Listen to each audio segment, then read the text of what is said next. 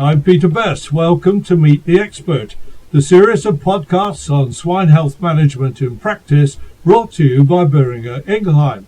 In an earlier episode of Meet the Expert, I've been talking to Dr. Clayton Johnson in the United States about acclimation or acclimatization of new gilts for their introduction to the swine breeding unit, such as by managing their immunity to resident infections.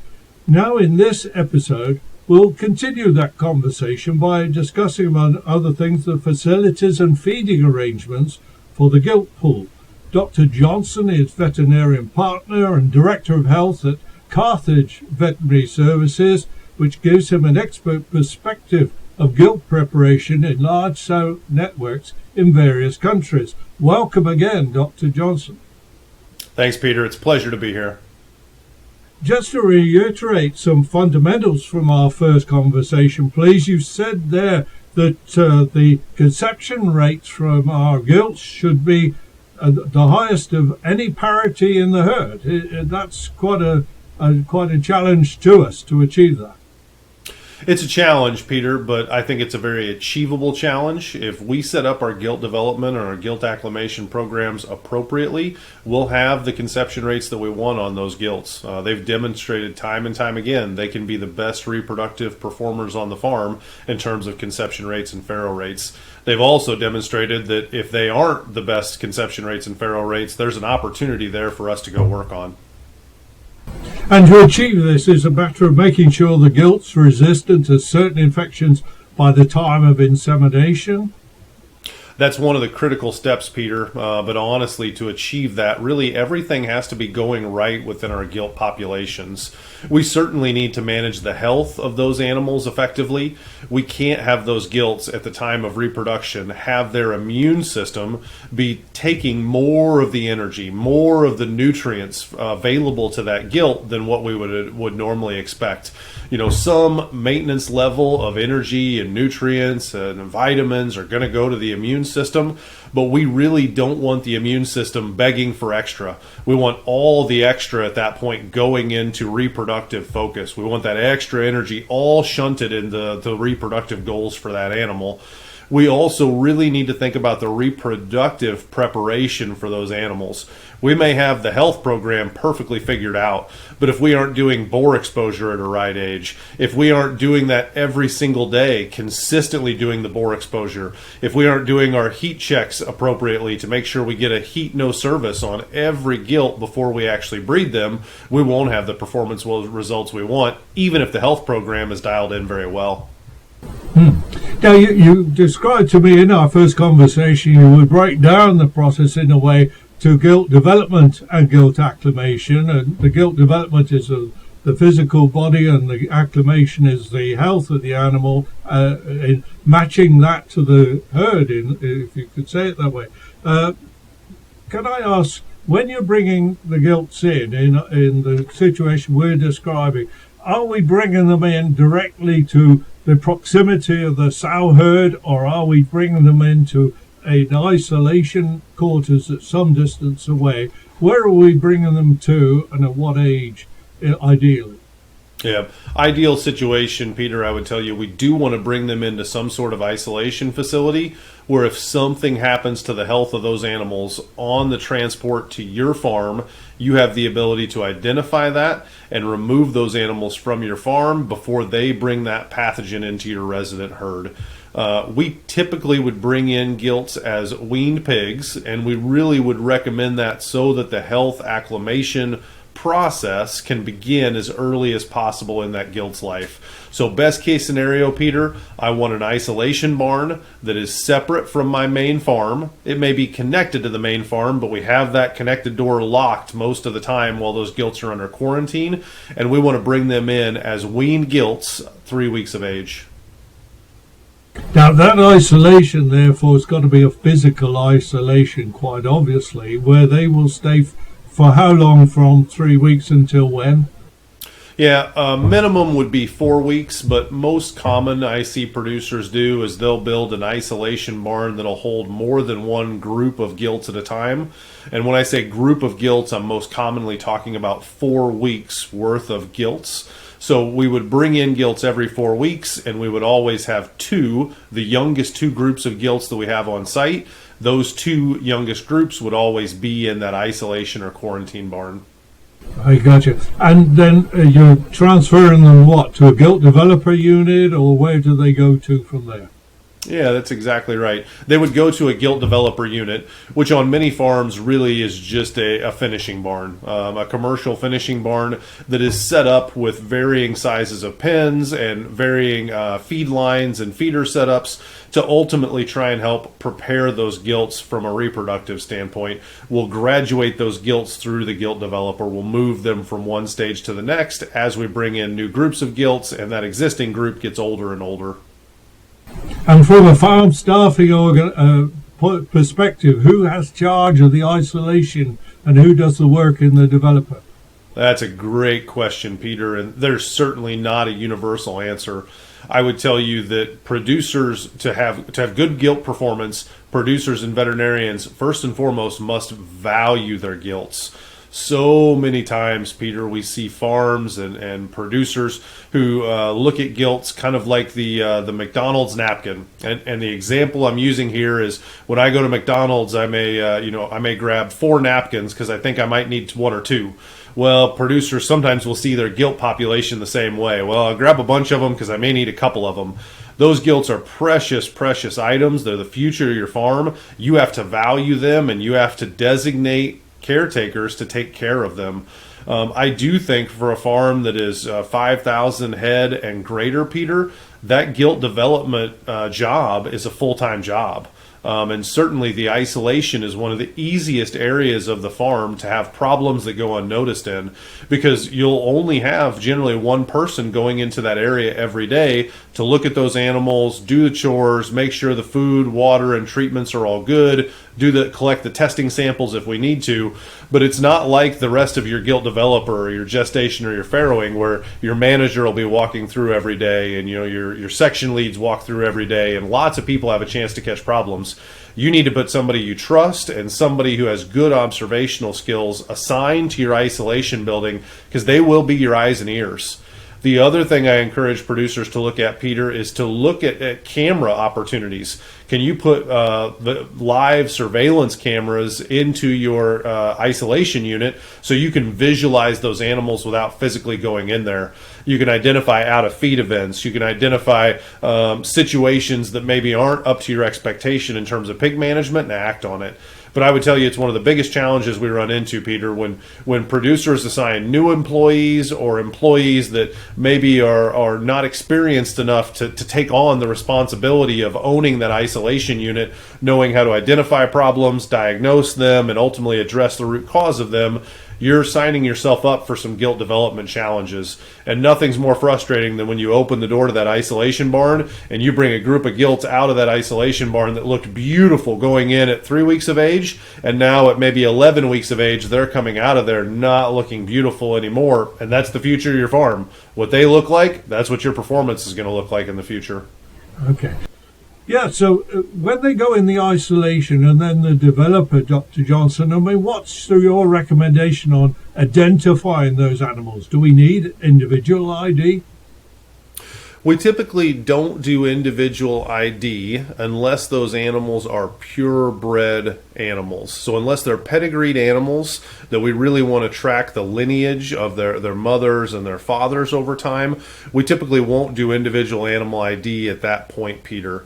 We will do the individual animal ID at the time of selection. So that 20-week of age period where we'll go through and we'll make the final selection to decide who's going to enter the herd as a desired breeding animal and who won't. We'll tag the ones that graduate from those steps, and the ones that we identify as non-selects, we simply won't tag those. What I do often recommend, Peter, is that producers use a tag at that weaning time to identify the age of the animal. And that's simply a tag that indicates the birth week of that particular animal. So if I'm bringing in an animal here right now, we're in week 2 right now of our year. If I'm bringing in a weaned gilt today, I know she was born 3 weeks ago. So if I back up 3 weeks in this year's a bit unusual because we've got week 53. But if I back up 3 weeks from there, she would have been born in week 52. She would have been born in week 52. So I would put a tag in every gilt that I got in this week in their ear that simply says 52.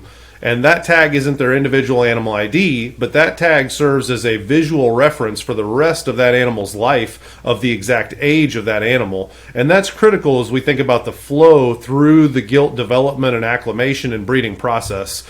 Animals that become too old need certain action steps taken to make sure that we either get them into the breeding herd or we remove them so they aren't taking up the space of a more reproductive animal.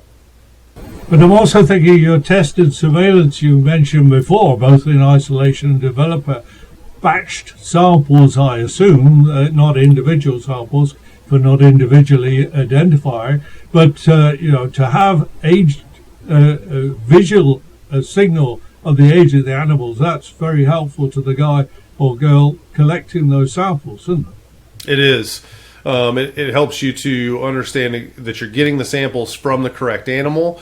And you're right that we don't necessarily need the individual animal ID at that point, because so often in those isolation testings, we're looking at population-based samples like our oral fluids that come from the ropes that we hang.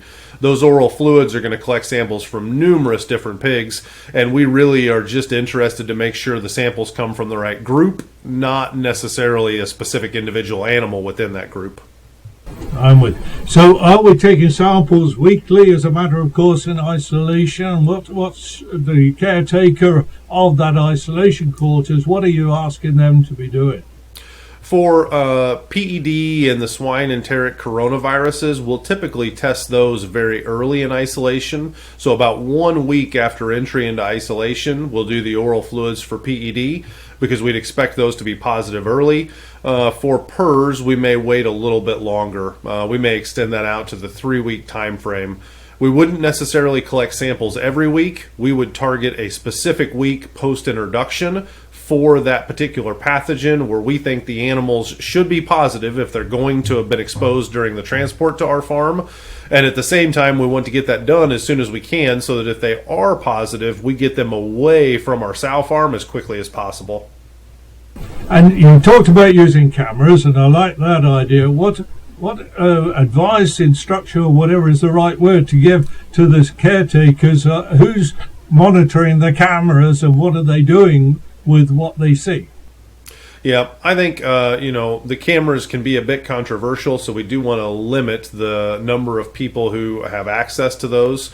I would typically say that that's a farm manager level job where the farm manager would have access to look at the cameras and evaluate the animals via that live video stream. I think it's very appropriate too for your production management, the levels above your farm manager and your production system to also have access to that. And I think it's appropriate for the veterinarian, if you're an integrated system and your veterinarian's part of your team, allow them to have access to it as well. I think really in terms of what you want them to do about it, observations are great, but if they don't lead to action, then the cameras didn't do us any good. So that's where I say you want your farm manager to look at it because they have the resources to go fix problems. They have an entire team of employees at the farm available to them to go address an issue in isolation as soon as the farm manager would observe it. Now, in addition to visual and on the spot observation and so on, you could these days also use these things which are artificial intelligence for recording drinking activity or the sound of their coughing and these sort of things. Do any of these have a function in isolation or development? They're going to, Peter. I would say they're not commonly deployed in our isolation and gilt development units today, but you're absolutely on to the future of our industry and the future of many industries. we're not alone in terms of our challenges with making good observations. Healthcare workers that work with all species, including humans, are going to rely more and more on technology to help them with their observations. And where we can use artificial intelligence to try and understand things like visits to a watering station, visits to a feeder, maybe even visits to a boar that is, standing in the alley or some way positioned to evaluate for heat even when we're not there. There's a world of opportunity there. You mentioned the audio piece. Certainly, there's been a lot of work on trying to develop technologies that can monitor for the presence of respiratory disease inside a pig population. That's a challenging task because there's a lot of noise in pig barns. We've got feed systems running. We've got all sorts of other reasons pigs make noise. They tend to be kind of loud critters. So there are technological hurdles to overcome there, but we've made a lot of progress on it. And I do think as we look forward, Peter, we're absolutely going to see 5-10 years down the road that those pieces of technology are standard implementation items across farms throughout the world. Let me pause for a moment to remind everyone that more information on this conversation, like articles, publications and videos, can be found on the website pers.com. Yeah, interesting. Let me just take a moment, please, if you will. I want to thank our listeners and our viewers for joining us. We're talking to Dr. Clayton Johnson from Carthage Veterinary Services in the States about gilt development and acclimation. And thank you to our listeners and viewers for joining us. Dr. Johnson, we're talking primarily for gilts about group housing, aren't we? We're not talking individual stall housing, but certainly not at the isolation development stage. What about foot health? Do herd operators give enough thought to the type of flooring and whether or not bedding is provided? Yeah. The type of flooring can be a challenge. You'll certainly be tempted, particularly for your isolation or quarantine barns where you expect to have young animals in there, to want to put plastic flooring in place. That can be a challenge for two reasons. We know that those gilts have a bit of a tough transition moving on to slats sometimes from that plastic flooring. So as they move out of their quarantine or isolation barn and come into our gilt development barn, that transition is going to be hard enough with the pathogen exposure. Expecting them to also avoid any problems with foot health during that period is a big ask by us as producers. It also limits your ability to bring in older animals through those isolation barns if you just put plastic flooring in there. So maybe we get in a situation, Peter, where we need to eliminate a disease and we have to stop the gilt introductions for a period of time. But we still want those gilts. We just house them off site somewhere. And once we've eliminated disease out of our sow farm, we'll bring many ages of gilts back in the farm to refill that gilt development pipeline, if that makes sense. And if we have slats or concrete flooring in our isolation barn, we can use the isolation barn for just that, even for those older animals. But if it's only plastic flooring in there, I obviously can't put an animal that's bigger than the weight it can hold into that unit. In the United States, we don't do a lot with bedding. Our manure handling systems oftentimes prevent us from really being able to do that.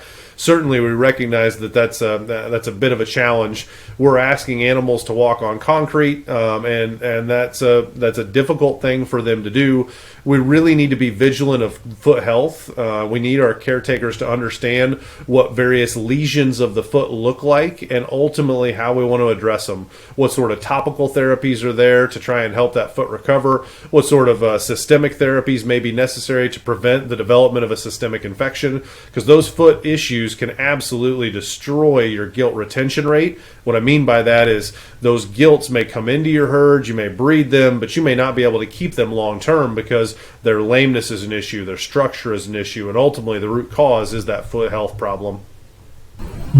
Yeah. Space, the amount of space in a pen per gilt, is that a critical factor?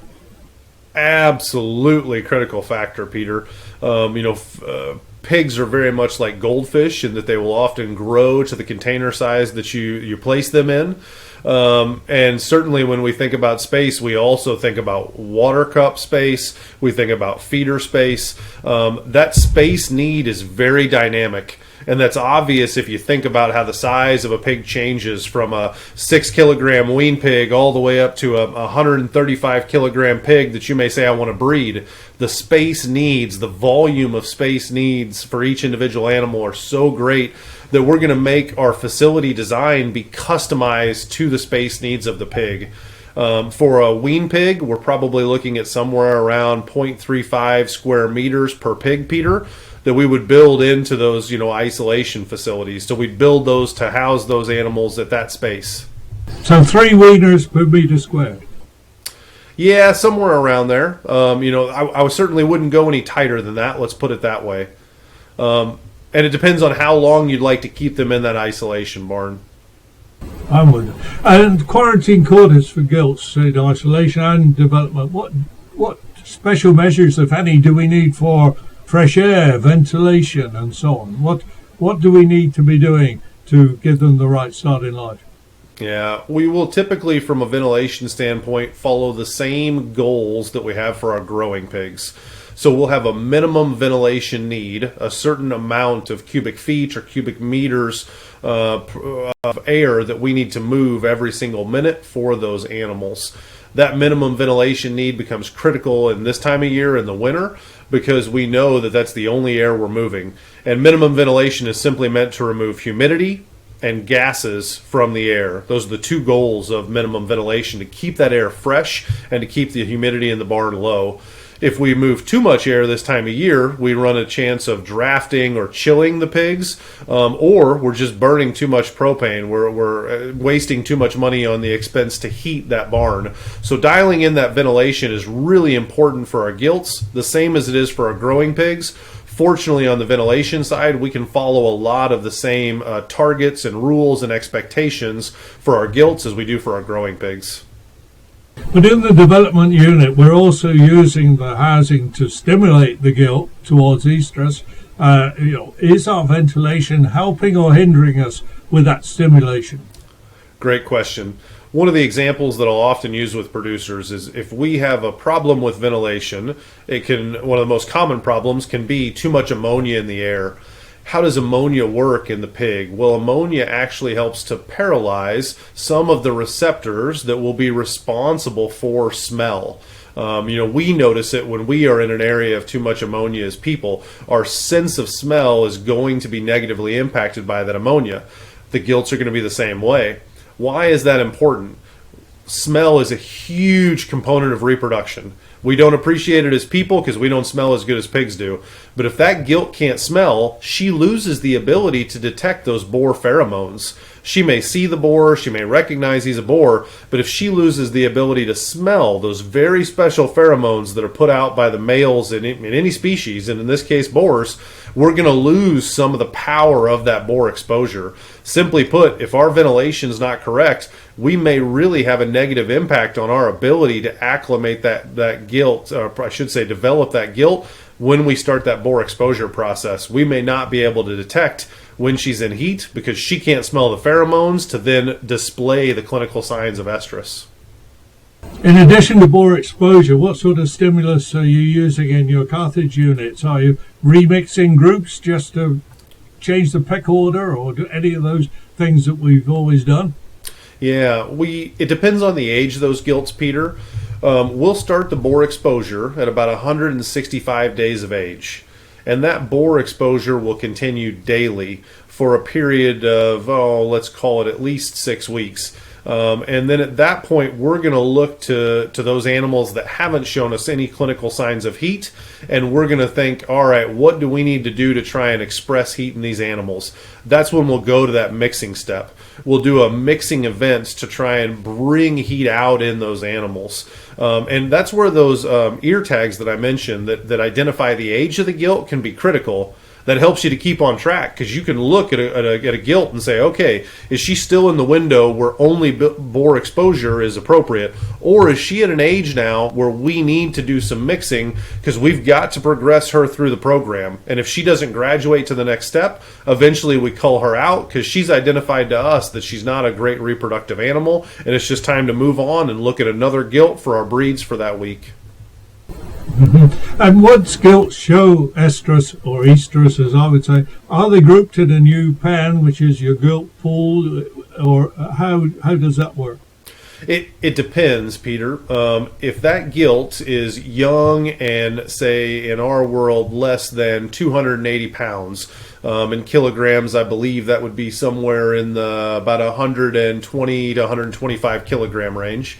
If the gilt is less than that in weight, when we identify the estrus, we will go ahead and mark that gilt. We will identify her heat no service event, but we'll leave her in that pen. We won't necessarily regroup her in most cases. The reason being, we want her to continue to eat. We want her to continue to gain weight. We don't want to stress her. We don't want to put her in a new pen with new pen mates that's going to result in stress. When they're above that weight threshold and we see that heat achieved, that's when we're going to generally move her to the next destination. If it's a crated facility, and many facilities they have crated gestations or individual stalls for the gestation period, that's when we'll start to acclimate them to those individual stalls. So if they're more than 120 to 125 kilograms, they will come out of the pen and they'll go to a new home. If they're less than that weight, we'll document the estrus event, but we won't necessarily move them. We'll just look for that estrus event to come back around again in 21 days, then we'll evaluate weight again at that time. Okay. Some quite often now sow herds have electronic sow feeders for their group gestation pens, and we therefore have to fit training of gilts to ESF in with our development, acclimation, and so on. How easy or difficult do you find that? I think it is difficult, but well worth the efforts to figure it out, Peter. I say it's difficult because it's not just saying that you want to do it. It really takes a commitment to making sure that your facility is designed to help you with that acclimation, that exposure, and ultimately that adjustment period. You need to try and teach the gilts how to use your technology early in life. Pigs are no different than people. We are most curious when we're young. Life eventually gives us negative consequences for being curious sometimes, and we become a little less curious the older we get, and pigs are very much that way. If you've got electronic feeding systems in your gestation, you really need to get replicas of that, training stations, into your gilt development unit, and you need to target those at young ages where gilts are curious, they're going to come up, they're going to play with the equipment, and whether it's a feeding station or a watering system or some sort of a gate that they need to be willing to walk through, you need to get that technology, that equipment in front of them early enough in life that they're curious and they will naturally go interact with the new resource in their environment and learn how to use it. If you wait until they're older in life, they're going to be a little more stubborn on the training, and it's going to be harder, and you're going to see more negative consequences. What I mean by that, Peter, is a lot of times we will train them to use those feeding stations by forcing them to go through them to get fed. Well, if gilts can be stubborn, and if they refuse to do that unless you're just actively pushing them through the station, once or twice a day, they may actually lose weight during that training period. And for a gilt that's, close to the age we want them to breed, that's the last thing we want to do, is negatively impact their performance by having them lose weight. So it's critical to do. It's not easy to do, and it does require an equipment investment into your gilt developer, but the rewards are so great that we have to go execute that. We have to break through those barriers and get that done. Okay. Very quick aside on that, one of the things I've seen in practice is trying to recruit extra people to help with that training process and keep within the biosecurity of the herd. Yeah. The training is going to oftentimes be a two-person job. It's labor intensive as you move those animals that are reluctant to go through the gates or go through the feeding system, whatever it is you're trying to teach them. A lot of times that is a two-person job, just simply to effectively move those animals in a way that's safe for the animal and safe for the person. Just like I said before, you have to value gilt development, and you have to be willing to put your best labor to ensure it gets done correctly if you want to have optimal gilt performance. Now, time is pressing on, I'm afraid, Dr. Johnson, but I do want to ask you, we're feeding gilts to be the right body condition at the right time. What's the latest thoughts on judging body condition? Are we using ultrasound for back fat? Are we even weighing gilts, or is it all eyeballing? Yeah, great question, Peter. And I would tell you it differs depending on where I'm at in the world. In the United States, I would tell you that it is most common probably that we use calipers today to identify body condition. And a caliper is a metal piece of equipment that's been calibrated so that we set that on the last rib of the gilt or the sow or whatever animal we're trying to identify the body condition on. And it sits there on a pivoting screw, if you will, and it's got two prongs that'll set on that last rib, and then there's a bar that will tell us on a scale what the body condition is of that animal. We see that being most common in the United States because it's fairly easy to train people on how to use it, and the results can be very reproducible across different people and different experience levels. I still see in Asia a tremendous amount of real-time ultrasound being used, Peter, and I think that's an excellent tool. They're measuring millimeters of back fat, not only on their gilts, but also on their weaned sows. And if you use that information, you can absolutely dial in your feeding strategies. You can segregate your animals appropriately. And any producer that's using real-time ultrasound, I would say there's no need to go away from that. To estimate gilt weights, we do see a lot of what are called girth tapes. And those would be tapes, kind of like a measuring tape, Peter, that you place around the chest of the animal, and then the size of their chest diameter, or I should say their chest circumference, will allow us to infer a certain body weight. Those are reasonably accurate, but if you have a scale that you can use, if you can use an individual animal scale to get a more accurate weight rating, I would say use the scale. We used tapes years ago, and it wasn't the accuracy, it was the fiddle of getting the tape around all those pigs that was the reason we stopped.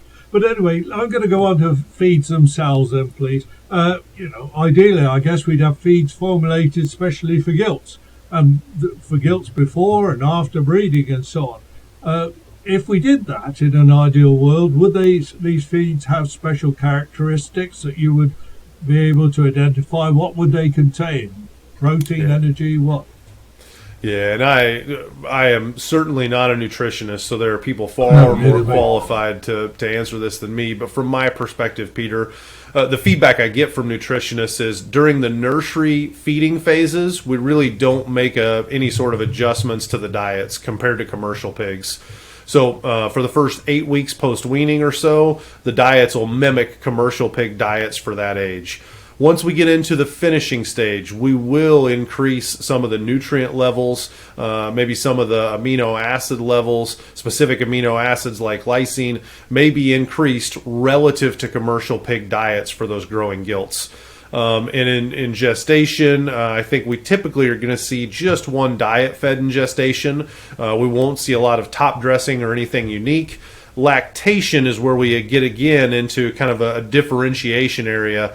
The parity 1 animals in lactation do have an increased lysine need a lot of times relative to their cohorts, their older parity sows in those same lactation units. Some systems will handle that with a top dress, so they'll give all their P1s in the farrowing house a specific card, and somebody will come through and top dress. Some other systems will just formulate the entire lactation ration to meet the gilt needs, knowing that they are slightly overfeeding the sow in doing so. And I've seen producers be successful with either approach. We've got to end it there, I'm afraid, Dr. Johnson. We could continue for a good long time yet, but I think our listeners and viewers would probably say we better stop there. But may I say many thanks indeed for your observations and your insights and so on preparing our gilts, and you set us some pretty stiff targets, and I like also the details. I like the ear tags and those sort of things, and the cameras and whatever. These are all things which we didn't used to do, and I can see how well they fit in. And as you say, we've gone a long way towards health matching of gilts and herds, and with the tests and diagnostics we've got available. So many thanks indeed to Dr. Clayton Johnson of Carthage Veterinary Services. Thank you again to our viewers and listeners. It's been great that you've joined us. There will be more episodes of Meet the Expert coming along, but for the moment, goodbye, stay tuned.